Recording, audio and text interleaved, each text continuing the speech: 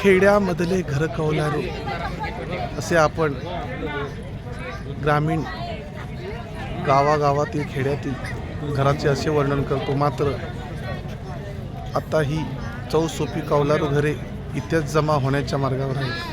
कोकणातील हे खरं वैभव कौलारू घरांचं आता दुर्मिळ होत चाललं आहे.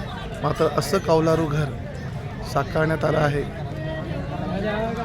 चिपळूण येथील Vashishthi milk and milk product आयोजित कृषी व पशुधन प्रदर्शन कृषी महोत्सवात. चला तर पाहूया आपण हे कौलारू चौसोपी घर कसं आहे. सर्वप्रथम इथे अंगण साकारण्यात आलं आहे. अंगणामध्ये तुळस आहे, नंतर माच्या आहे, नंतर वासुदेव इथे आलेला आहे. वासुदेवाचं दर्शनही येथील शेतकऱ्यांना पाहायला मिळत आहे.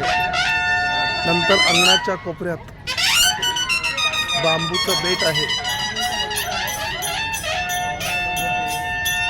आणि त्याला पक्ष्यांची घरटी लटकलेली दिसत आहे.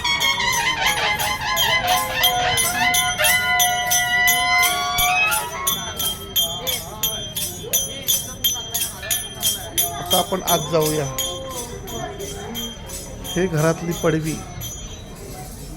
आणि माच्या, ही घराची ओटी म्हणजे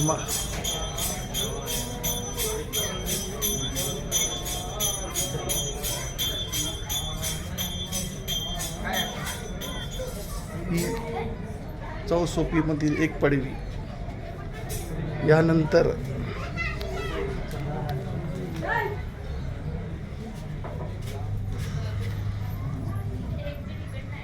हे माझघर, इकडे देवघर आहे.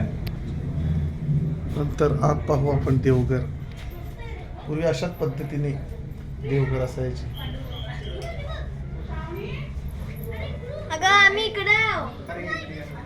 यानंतर स्वयंपाकघर, पवारी घरातील स्वयंपाकघर अशा पद्धतीने साकारण्यात आलं आहे.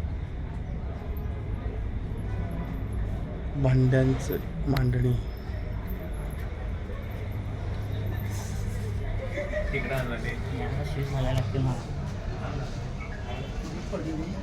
ही पडवी आणि पेटारा, लाकडी पेटारा हे प्रमुख आकर्षण. आणि हा नांगर. खरोखरच कोकणातलं ग्रामीण जीवन अशा पद्धतीने पूर्वी होतं आणि आजही ते दुर्मिळ होत चाललं आहे. या कृषी महोत्सवाने पुन्हा एकदा हे दर्शन घडवून आणलं आहे. आता आपण पाहूया ही कौलारू घराच्या मागची पडवी. इथे पावसाळी शेतीसाठी वापरण्याचं इरलं, गाडगी, मोठे डेरे, कणंग,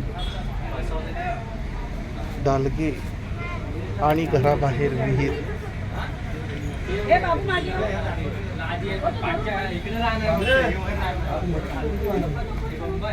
छान कौलारू घर साकारण्यात आला आहे. आपण पाहू शकता. आता आपण जाऊया कौलारू घराच्या लाकडी माळावर.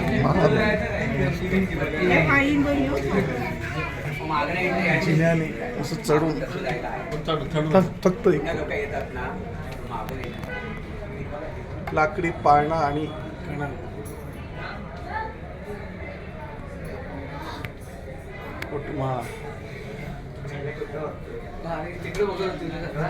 अशा पद्धतीने हे कौलारू घर चौसोपी या कृषी महोत्सवात साकारण्यात आले आहे. कोकणातील तमाम शेतकऱ्यांनी या कृषी प्रदर्शनाला भेट द्यावी आणि या कौलारू घराचं पाहावं अशा पद्धतीने